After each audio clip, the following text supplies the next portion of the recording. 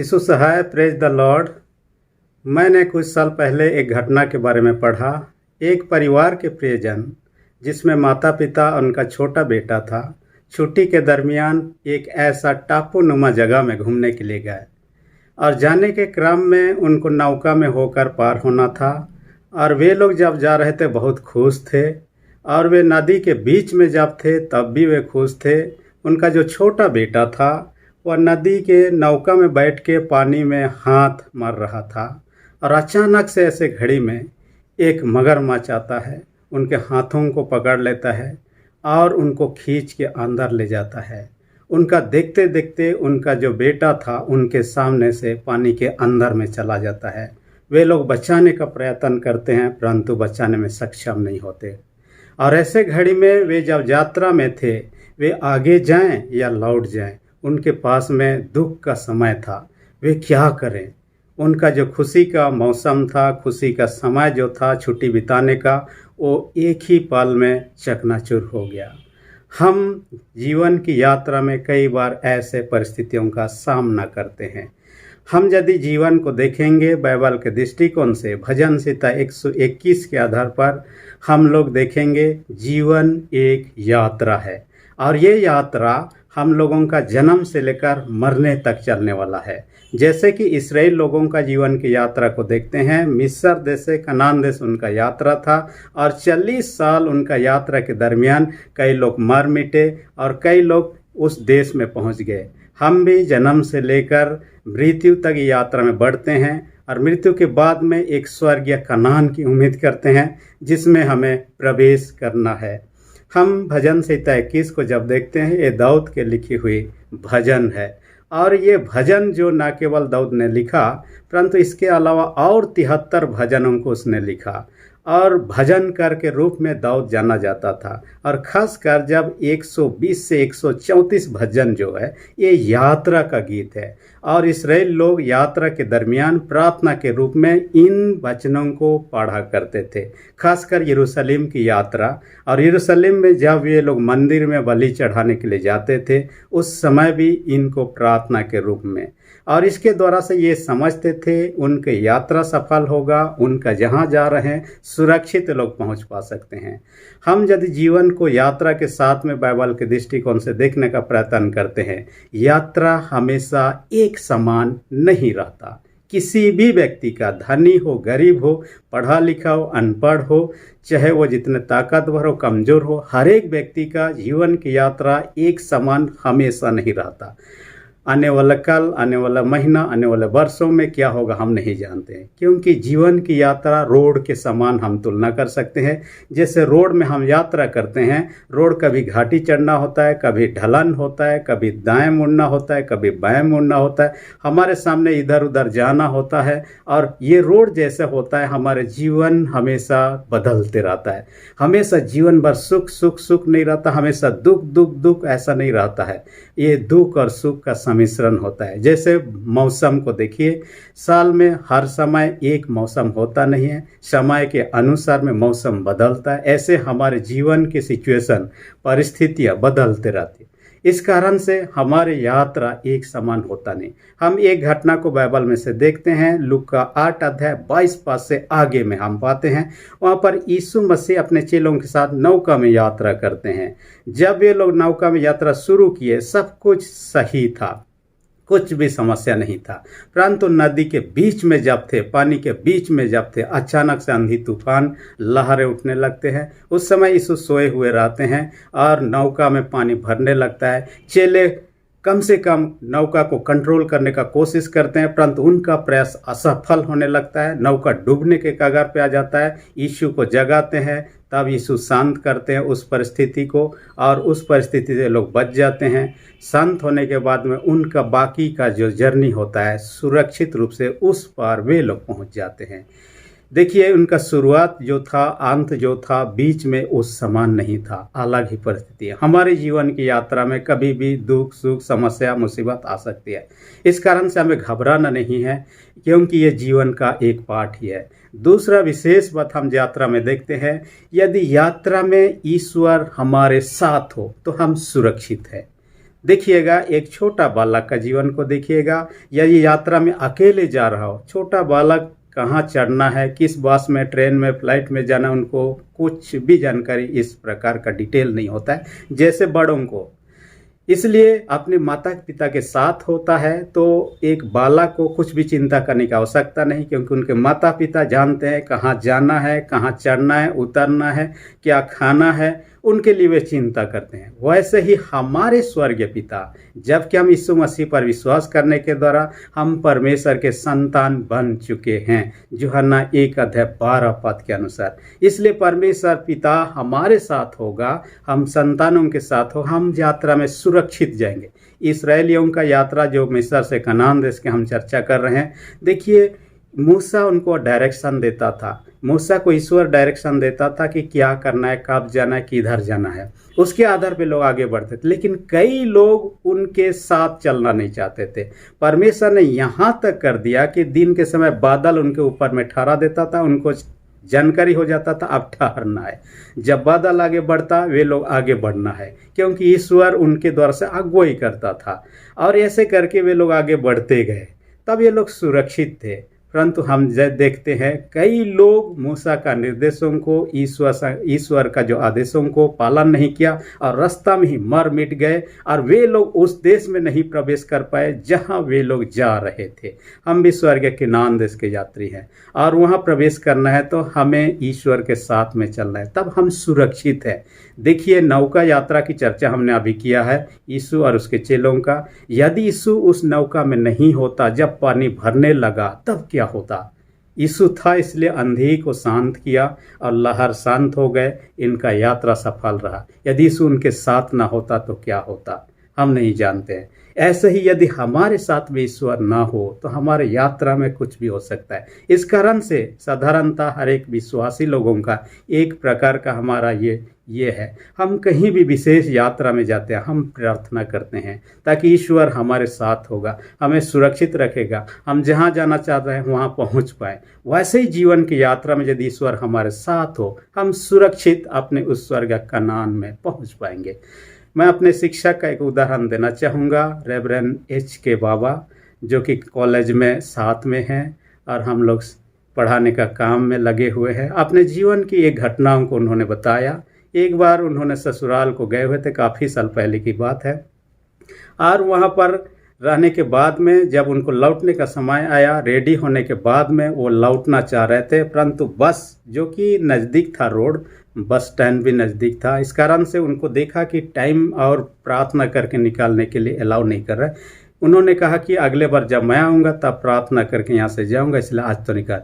लेकिन उनके सास ने उनको कहा कि नहीं, प्रार्थना करके जाना ही ठीक रहेगा, बस आ भी जाए तो क्या हुआ। और उन्होंने प्रार्थना करना शुरू किया। प्रार्थना के क्रम में ही बस आके निकल गई और वह बस छूट गया। जिस बस में उनको जाना था छूट गया। उनको और इंतज़ार करना पड़ा, आधा घंटा 1 घंटा, क्योंकि देहातों में ऐसे ही बस जल्दी जल्दी नहीं आती है। और उनको इंतज़ार करने के बाद में फिर से एक दूसरा बस मिला, उस दूसरा बस में जाने लगे। वो सोच रहे ही थे कि मैं यदि पहला बस में सफ़र करता अभी तक मैं कहाँ पहुँचा होता। लेकिन इसी के क्रम में जब आधे रास्ते में थे, वहाँ एक ब्रिज था, ब्रिज के नीचे कुछ लोग रो रहे, चिल्ला रहे। तब उन्होंने देखने का प्रयत्न किया क्या हुआ। असल में उससे पहले जो बस था वो आके ब्रिज से नीचे गिरा हुआ है। गिरने के कारण से कई व्यक्तियों का पैर हाथ टूट चुका है, कई लोग मर चुके हैं, कई लोग इंजर्ड हो गए हैं और इस परिस्थिति में रो रहे, बिलख रहे हैं। वो सोचने लगा, यदि मैं बिना प्रार्थना की यात्रा करता, मैं उस बस में होता और उस बस में मैं किस जगह पर बैठा होता मैं नहीं जानता, और एक्सीडेंट के बाद में मैं जिंदा रहता कि मरा हुआ होता मैं नहीं जानता। परंतु मैंने प्रार्थना करके अब निकला, इस बस में सुरक्षित अपने घर तक पहुंचा। ईश्वर यदि हमारे साथ होगा, इस कारण से हम यदि प्रार्थना करके निकलेंगे ज़्यादा अच्छा हो। हर दिन के जीवन की यात्रा को जब शुरुआत करते हैं, प्रभु के हाथ में अपने आप को समर्पित करें। परमेश्वर अपने वचन में कहता, यशायाह 41:10 में कहता, मत डर, मैं तेरे संग हूँ। यदि ईश्वर हमारे साथ होगा, हमें डर की आवश्यकता नहीं है। इसलिए दाऊद भी भजन संहिता 23:4 में कहता है, चाहे मैं घोर अंधकार से भरी हुई तरी होकर चलूं तो भी विपत्ति से नहीं डरूंगा, क्योंकि परमेश्वर मेरे साथ रहता। परमेश्वर यदि साथ में है, डरने की बात नहीं। हमारे सामने कई चुनौती आएंगे, मुसीबत, प्रॉब्लम आएंगे, परंतु हम जहाँ जाना चाहते हैं वहाँ पहुँच पाएंगे। तीसरी विशेष बात जो कहता है, यदि हमें यात्रा कर रहे हैं जहाँ, उस दिशा को जानना चाहिए, डायरेक्शन को, उस रास्ता को जानना चाहिए। और यीशु मसीह ने साफ साफ कर दिया है कि मार्ग मैं ही हूँ। यूहन्ना 14:6 में कहता है, मार्ग, सत्य और जीवन मैं ही हूँ। यानी कि यीशु के मार्ग से ही जाएंगे तब हम स्वर्ग के राज्य में प्रवेश कर पाएंगे। इसलिए उसके शिक्षाओं को जाने जो बाइबल में लिखित है, और उसकी आज्ञाओं के अनुसार हम उनके पीछे पीछे चलने हारे बने। और कई लोग रास्ता से जो भटक जाते हैं, साधारणतः आम दिन का यात्रा में भी कोई यदि रास्ता से भटक जाएगा तब कहाँ पहुँचेगा, उसका मंजिल जहाँ पहुँचना है पहुँच नहीं पाएगा। ऐसा कई लोगों को आप जीवन में देखिएगा, उनको इधर जाना है परंतु गलती से इधर जाने वाले बस या ट्रेन में चढ़ गए हैं, और आधा दूर पहुंचने के बाद में उनको पता चला कि मैं गलत दिशा में बढ़ रहा हूं। मैं ऐसा एक बार हुआ था, और मुझे जाना आना था रांची, और रांची आने के बजाय मैं एक ट्रेन में हड़बड़ी में चढ़ गया जो कि कलकत्ता हावड़ा जाने वाली, और मुझे आधा रास्ता में पता चला कि मैं गलत दिशा में बढ़ रहा हूँ। मैंने उतार के दूसरा बस पकड़ के मैं अपने गंतव्य स्थान के लिए डायरेक्शन चेंज कर लिया। कहने का मतलब, हम यदि गलत दिशा में बढ़ रहे हैं, आज आपको देखना है, और गलत दिशा में बढ़ना, ईश्वर के मार्ग से भटक जाना, पाप के मार्ग में चलना, यही भटकना है।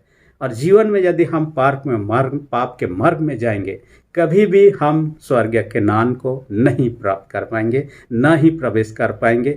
जैसे कि अधिकतर इस्राएली लोग जो मिस्र से निकले थे, कनान में नहीं प्रवेश कर पाए। इसलिए हम अपने जीवन को देखें। उड़ाऊ पुत्र का घटनाओं को आप जानते हैं बाइबल में, अपने पिता के साथ में जब था उसका जीवन अच्छा था, भरपूरी था, सब कुछ था, परंतु पिता से जब अलग हो जाता है, दूर चला जाता है, वो अपने पैसों को जुआ खेलने में, नशा में, और दूसरे जितने भी ये चीज़ था बुराई की काम, उन चीज़ों में खर्चा कर दिया। परिस्थिति यहाँ तक आ गया कि एक घर में कम से कम नौकर के नहीं रहा, और वहाँ के पालतू जानवरों को चराने का काम करता था, सुअरों को चराने का काम करता था। और वे लोग जहाँ सोते थे वहाँ सोना उनको पड़ रहा है, वे लोग जो चीज़ खाते थे उनको खाना पड़ रहा है। ऐसे हालत में उसने सोचने लगा, मैंने अपने पिता से दूर होके गलती किया है, अपने पिता के पास वापस चला जाता हूँ। वापस जाता है, उसके पिताजी उसको फिर से ग्रहण करते हैं, नया ड्रेस देते हैं, उनके लिए भोजी के आयोजन करते हैं, पूर्व की ने अपना बेटा बना लेते हैं। कहने का मतलब है, वो उससे दूर हटना ही उसके लिए विनाश की कगार तक पहुंच गया, परंतु समय रहते वापस आ गया। हम भी यदि परमेश्वर के मार्ग से दूर पाप के मार्ग में भटक चुके हैं, आज भी समय है उड़ाऊ पुत्र के समय उसके पास लौट आए, अपने पापों के लिए पछताव कर ले।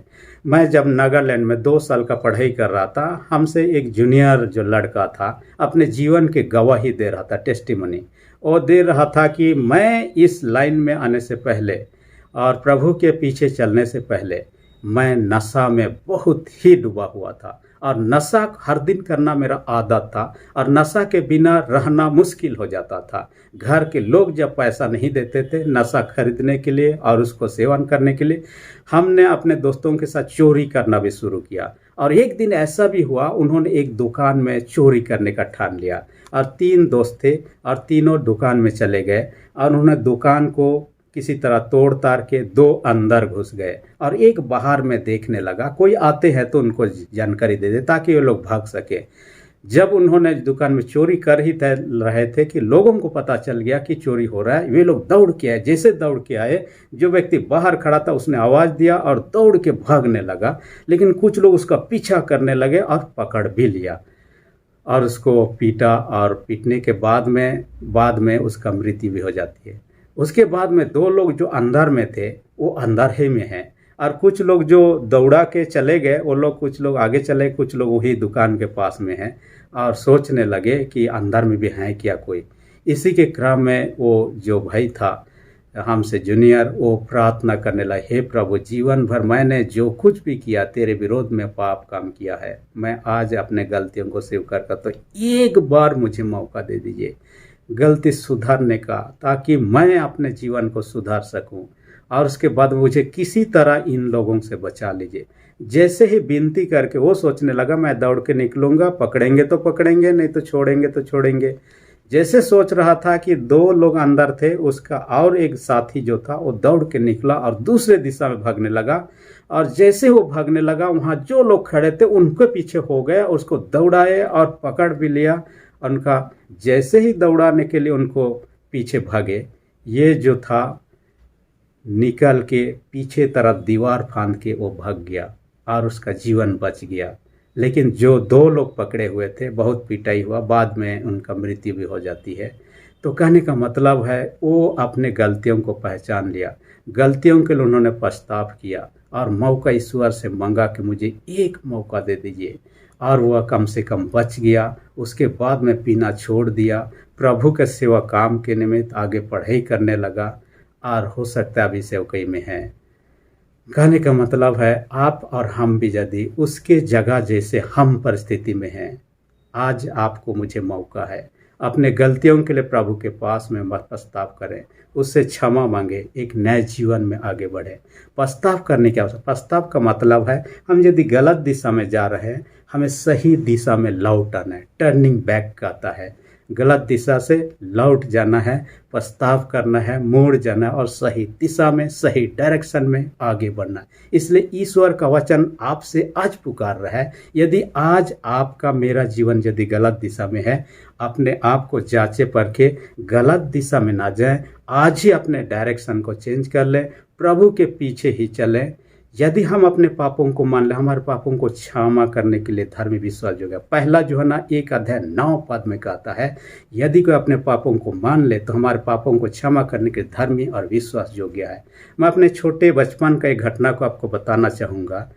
जब बचपन में थे, हम लोग स्कूल के लिए कम से कम 3-4 किलोमीटर पैदल जाया करते थे। एक दिन सैटरडे का दिन था और मैं अपने दोस्तों से पिछड़ गया था, क्योंकि मैं रेडी होने में लेट हो गया था और वे लोग आगे बढ़ चुके थे। इस कारण से मैं हड़बड़ी में जाने लगा और जाने के क्रम में मुझे ट्रेन लाइन होते हुए जाना होता था और वहाँ एक ब्रिज था, ब्रिज को भी क्रॉस करना पड़ता था।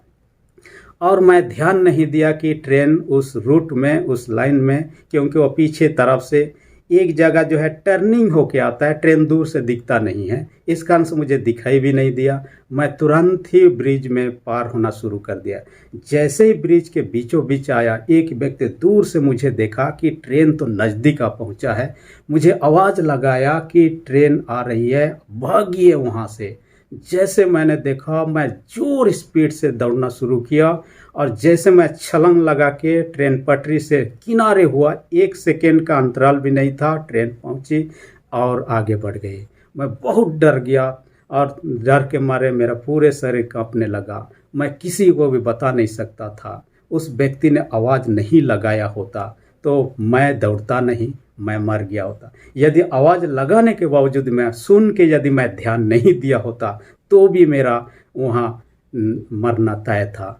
लेकिन मैंने जैसे ही सुना, मैंने रिएक्ट किया, मैं गलत जगह पर गलत समय पर हूँ, इसलिए मैं वहाँ से निकलना चाहा और जोरदार दौड़ना शुरू किया और मैं छलांग लगा के बच गया। हो सकता है आज आप और हम में से कई लोग गलत जगह पर हैं, गलत दिशा में हैं, गलत रूट में हैं। परमेश्वर का वचन आपको, मुझे, उस व्यक्ति ने जैसे मुझे आवाज़ दिया वैसे आपको मुझे आवाज़ दे रहा है। नीति वचन 1 अध्याय को आप देखिएगा, 20 से आगे पादों में, यदि तुम उसके आवाज़ का सुनते अपने हृदय को कठोर मत कीजिए। हमें कठोर नहीं करना है, परंतु हम अपने गलतियों को देखकर सुधारें, प्रभु के पीछे पर चलें और यीशु मसीह पर विश्वास करें। वही हम लोगों को उस स्वर्गीय कनान में प्रवेश कराएंगे। परमेश्वर इस वचन के द्वारा आशीष दे। आमीन। वचन सुनने के लिए धन्यवाद देते हैं। और अब तक यदि आपने मेरे चैनल को सब्सक्राइब नहीं किए हैं तो इसी घड़ी नीचे जो लाल बटन है उसे दबा करके सब्सक्राइब कर दीजिए और जो बेल आइकन निकलेगा उसको भी दबा दीजिए ताकि आने वाले वीडियो का नोटिफिकेशन आपको समय पर मिल सके। धन्यवाद।